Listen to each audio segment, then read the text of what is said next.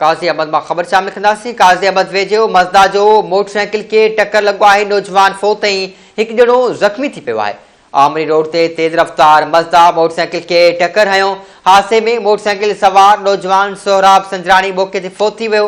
हादसे बाद मज़दा ड्राइवर फरार, पुलिस गाड़ी के तहवील में वठी छॾियो। अफ़सोसनाक खबर शामिल क्यों पिया। काज़ी अहमद वेझो मज़दा जो मोटरसाइकिल के टक्कर लगो है। नौजवान फोत एक जणो ज़ख्मी थियो है।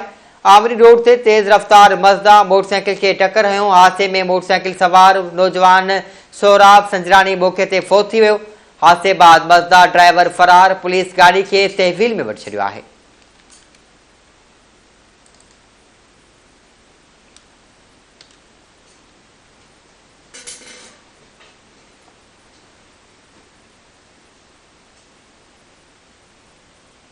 काज़ी अहमद वेझो मज़दा जो मोटरसाइकिल के टक्कर लगो है। नौजवान फोत थी विया है। एक जणो ज़ख्मी थियो है। आमरी रोड से तेज रफ्तार मज़दा मोटरसाइकिल के टक्कर हयो।